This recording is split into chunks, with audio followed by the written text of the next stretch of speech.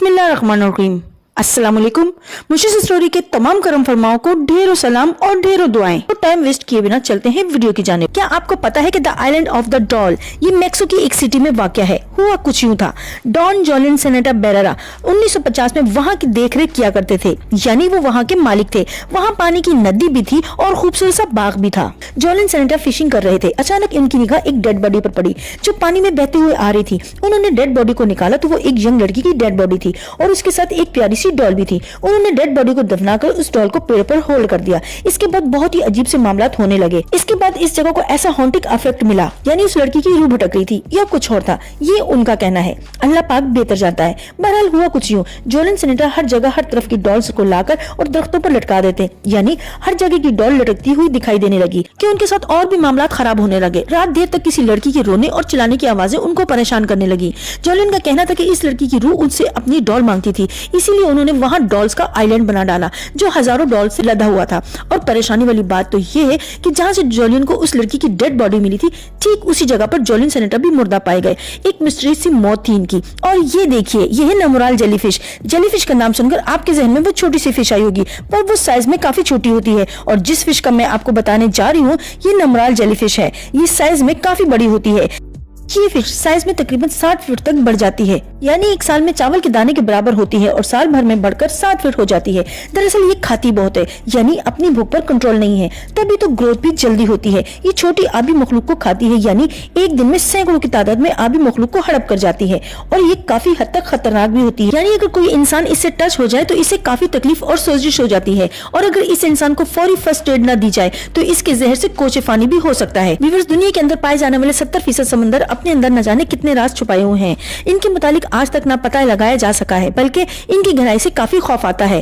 दी giant Manta रे fish size में काफी बड़ी होती है, इसका अंदाजा भी नहीं लगाया जा सकता। समंदर की गहराइयों में अब तक 30 फीट चौड़ी मांटा फिश को देखा गया है। ये इतनी बड़ी होती है कि इनका वजन 160 किलोग्राम तक होता है। और इस फिश की एक खासियत भी है कि जब तक आप इसे तंग नहीं करेंगे, उकसाएंगे नहीं, तो ये बिल्कुल भी कुछ नहीं कहती, बल्कि अठलाती हुई आपके पास से गुजर जाएगी। और जायंट मांटा रे फिश की उम्र तकरीबन 40 साल की लगभग हो जाती है।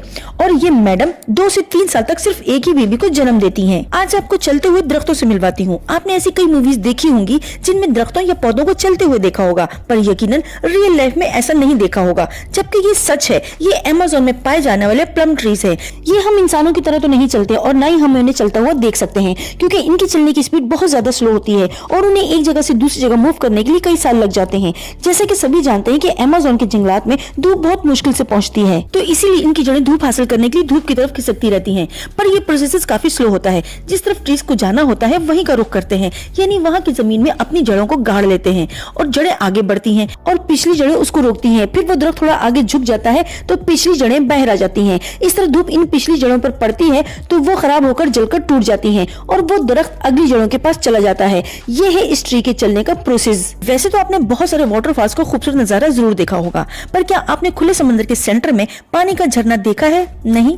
तो ये देखिए, मॉरिशस के एक आइलैंड के करीब ऐसी खौफनाक और नशीली जगह मौजूद है जहां पानी का बहुत ज्यादा सफाफ होने की वजह से दिखने में पानी का झरना समंदर में दिखता है और ऐसा लगता है जैसा सारा पानी इस झरने में गिर रहा हो, पर ऐसा कुछ नहीं है। दरअसल इस समंदर की शेप काफी अजीब होने के साथ साथ पानी भी काफी शफाफ है, जिससे हमें ऐसा लगता है, यानी ये सिर्फ हमारी आंखों का धोखा है।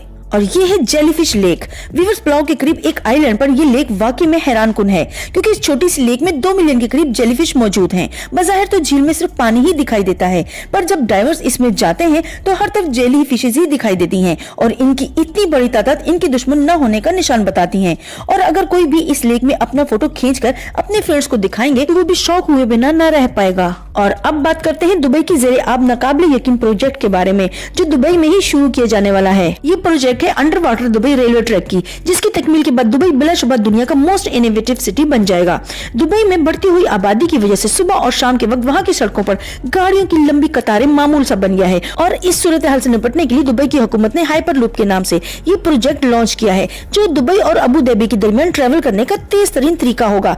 इस अंडर वाटर रेलवे ट्रैक को सिर्फ अबू धाबी तक ही महदूद नहीं रखा जाएगा, बल्कि रिपोर्ट्स के मुताबिक ये अंडर वाटर रेलवे ट्रैक दुनिया का लंबा और तेज तरीन ट्रैक बनेगा, जिसका आगाज यूएई के शहर फुजेरा से लेकर मुंबई इंडिया तक होगा।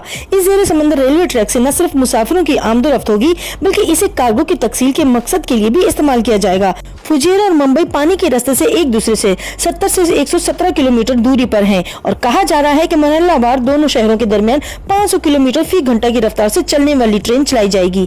ये ट्रेन मैग्नेटिक ट्रेपेजेशन सिस्टम के तहत चलाया जाएगा। ये वही प्रोजेक्ट है जिसके तहत चाइना और जापान में भी ट्रेनें चल रही हैं। तो व्यूअर्स, कैसी लगी आज की वीडियो?